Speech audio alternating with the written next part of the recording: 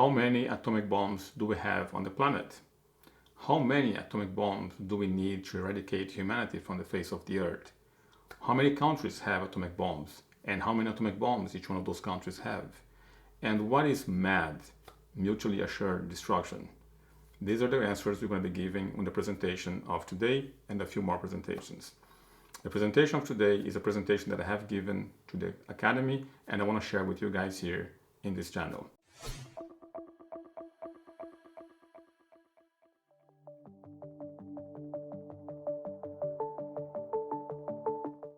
Hi, my name is Booth, and welcome to Vagabonds YouTube channel. In this channel, we talk about cryptocurrencies, microfinance, geopolitics, and everything else that may affect the performance of your favorite crypto asset. If you do like this kind of content, please subscribe to the channel and click the notification bell. Now let's get to the presentation of today. As I said, this video is a presentation that I have made at the Vagabonds Academy. If you want to get more education on geopolitics and subjects that you see in this video, please consider joining the Academy using the link on the description below. So now let's go into the presentation of today. And the presentation of today is about MAD. And I have used the letters of the magazine, but today it's not about the magazine. I just use the magazine as a way to bring some humor to this presentation. So this presentation is part of a chapter or a session that we have in our Academy called Beyond the Coin, where we discuss things beyond cryptocurrencies. And of course, today's presentation is about mutual assured destruction, or MAD. Now, this is going to be the first of a series of videos on the subject. The subject is very vast and impossible to make in one single presentation or one single video. So let's discuss the roadmap of this presentation. We're going to first talk about geopolitics of atomic bombs.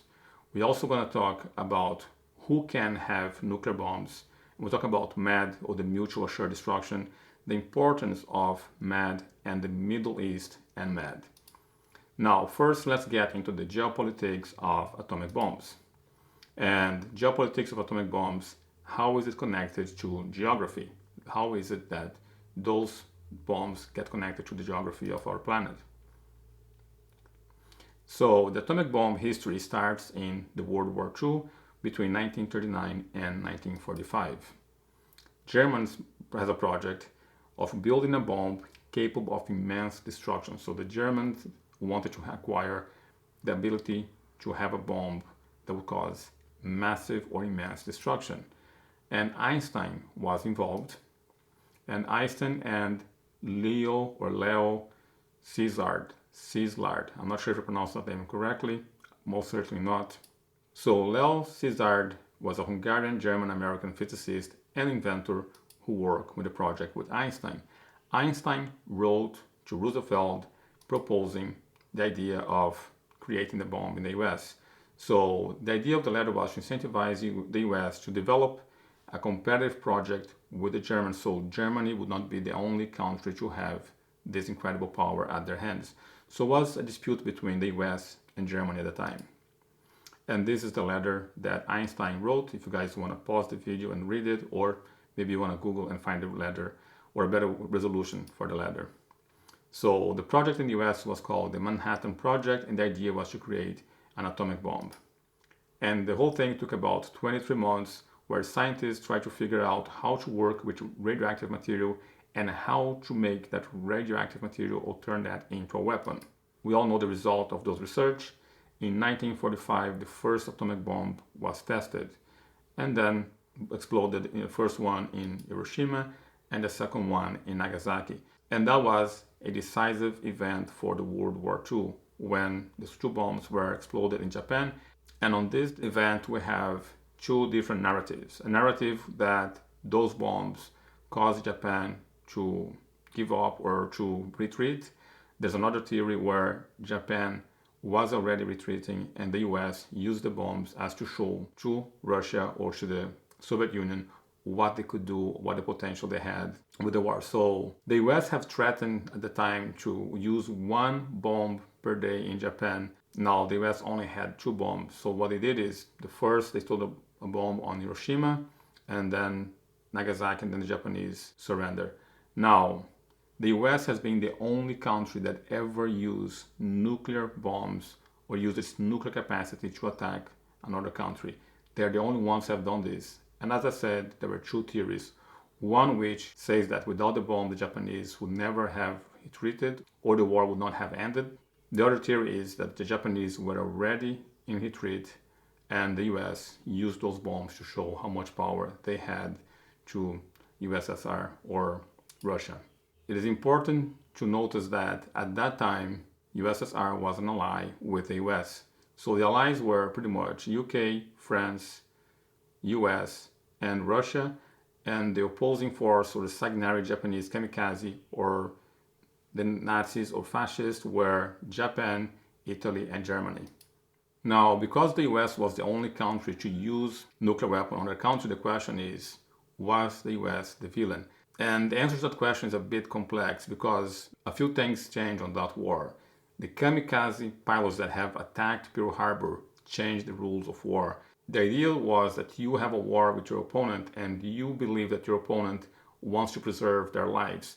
And of course that changed with Pearl Harbor because the Japanese pilots, they only had enough fuel to arrive to Pearl Harbor. They would never be able to fly back to Japan. So the idea that they would be dead from the moment they flew out changed the rules of engagement to war.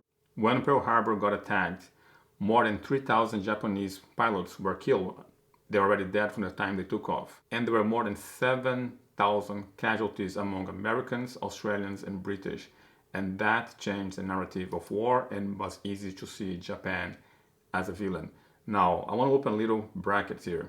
Something about Pearl Harbor that is not very often talked about. The Pearl Harbor attack was actually triggered by sanctions. Sanctions caused Pearl Harbor. There's a lot of historians that agree with that. I'm not the only one, and I'm going to play a historian that has the same theory as me. Now, you can see here the forgotten reason that Japan attacked Pearl Harbor. So it was the oil embargo and the scrap iron that was also causing Japan to attack the US. Now, we have more things on this, as you can see here in the History Channel. Now, I'm going to share with you a video of a historian that has the same view as me, and his name is John Mearsheimer. So let's see what he has to say. But the point I would make is that we know from studying deterrence situations over time that you often see, let me take that back, you sometimes see situations where states have a political incentive to go to war that is so powerful that they will pursue a military strategy that has little chance of working because the politics of the situation dictate pursuing a remarkably risky strategy. And the canonical example is the Japanese attack at Pearl Harbor in December 1941. It is very important to understand that the Japanese policymakers were rational actors of the first order. They were first-class strategists. These were not wild and crazy people. The Japanese strategists who decided to attack the Americans at Pearl Harbor understood there was only a sliver of a chance that Japan would win. They were not under any illusions about who they were attacking, okay? The question is, why did they attack? Why did a country that had 1/10 the gross national product of the United States attack the United States? In fact, they didn't want to attack the United States. They were trying everything they could to avoid an attack, but they attacked. And the question is why?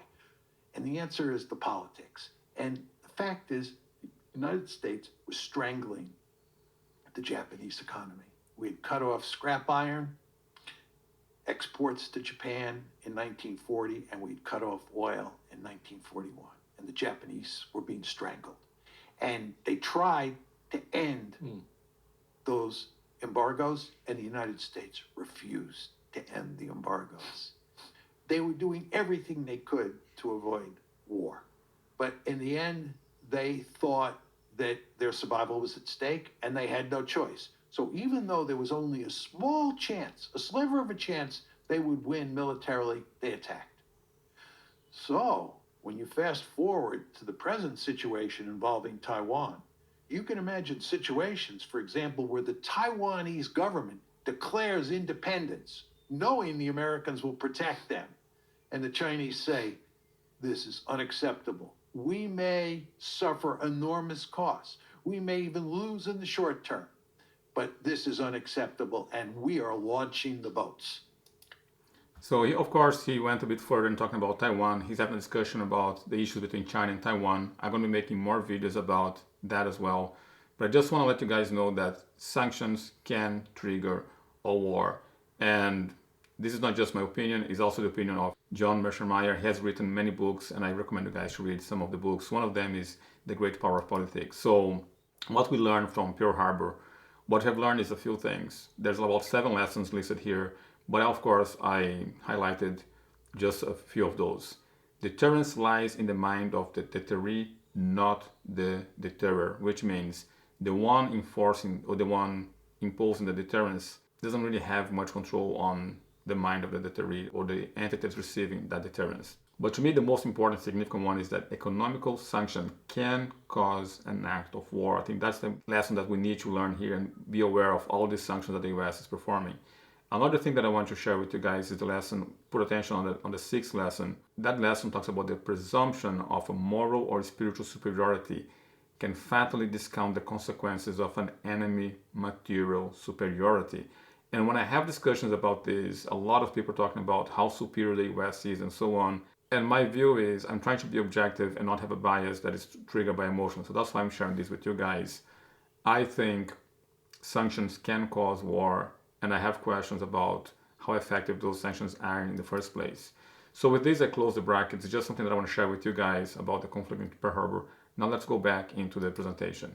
So the question still remains, was the US a villain? This was the only moment in history where we had a clear moral understanding of who was right and who was wrong, because there was no retaliation and the world were sort of on the side of the Western world, on the side of the US on that particular attack.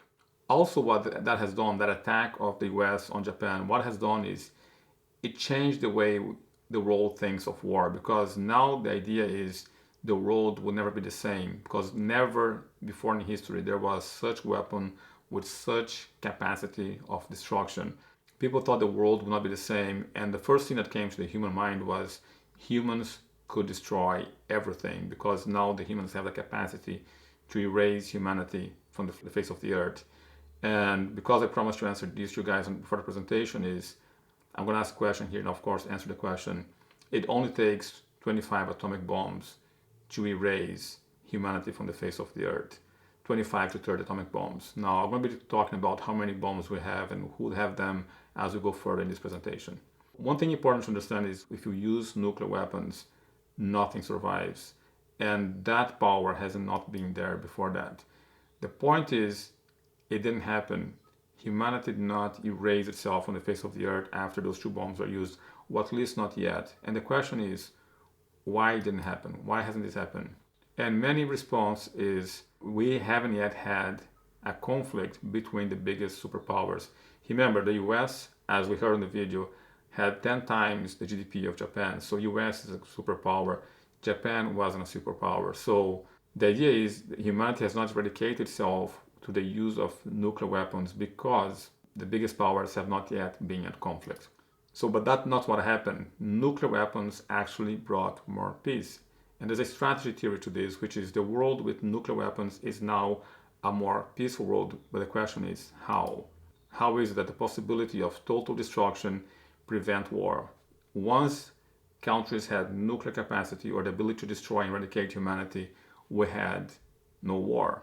So now once other countries realize that once you have nuclear capacity or atomic bomb, the likelihood of you being attacked diminishes, more countries see that as incentive to acquire more bombs. Now, atomic bombs come from nuclear energy. Now, nuclear energy has different uses. You can use the civilian use, which is to create electricity through nuclear reactors, or you can build an atomic bomb. And how now we guarantee that a country is only going to use the nuclear energy for the civilian use and not use for attacking another country? And the thing is, that's very difficult. But also, even on the military use of the atomic bomb, we have the civilian use as well. Many aircraft carriers are powered by nuclear power. Same thing for submarines. A lot of submarines, they're only carrying nuclear bombs, but also being powered by nuclear energy. So we have the military use, which is the one of weapons, and you have the civilian use, and you also have the military using nuclear power as a way to power their ships, their submarine, and so on. Now the question is, after the US used that bomb, who would be the next country or the next nation to acquire nuclear bombs? So let's see who can have nuclear bombs before answering that question. And the truth is, few countries do have the permission to have an atomic bomb. And those permissions are acquired by a treaty of non-proliferation of nuclear weapons. And the treaty of the non-proliferation of nuclear weapons aims to avoid nuclear war through the prevention of a wider dissemination of nuclear weapons, which means the idea is if you prevent more countries to have it, the likelihood of them being used or war is going to diminish. So the NPT was open for signature on July 1968 and entered into force on March 1970. And only 5 countries were authorized to have nuclear power after that treaty. And those countries are the US, France, Russia, UK, and China. Now, one thing I want to bring to attention here is those countries belong to different civilizations. And if you do not know what I'm talking about, there's a theory of Huntington's on the crash of civilizations where he says the war now will not be longer between capitalism and socialism or ideological wars, but nation wars. And then he divided the world into nations. And you can see here the map of nations. Now the issue is 3 very different nations do have nuclear capacity, as you can see in this graph. And those are also the 5 countries that have permanent cities on the Security Council at the UN. So basically those 5 countries have the permission to have nuclear weapons or atomic bomb, and all the other countries can't have the bomb. And with this, I want to give a recap. So we talked about the first atomic bombs and the World War II. We talked about Pearl Harbor and how economic sanctions may cause a war. We talked about the 5 countries that can have the atomic bombs. And now the question is, what about the other countries? And that's what's going to be coming next. The next presentation, the next video, I'm going to be talking about the other countries, and I'm going to give continuation to this presentation. So one thing that I want to give to you guys as a preview into the next presentation is we have all flavors. We have countries that build atomic bombs and gave it back. We have countries that signed the treaty, tested and signed it off. We have countries that signed the treaty and gave it all up. We have countries that woke up one day in the morning and they realize, hey, we have nuclear bombs in our land. And we also have countries, of course, that refuse to sign the treaty. And we have countries that signed the treaty and hid the fact that they have atomic bombs. So if you want to find out who those countries were and all those flavors, please stay tuned, subscribe to the channel, and click the notification bell so you'll be notified as soon as the video comes up. And with that, I end the video of today. Now, my questions to you is, what are your thoughts? Should we continue having more atomic bombs in the world? Does atomic bombs bring us into a better, safer place? Please let me know in the comments below. And that's it for now. See you in the next video.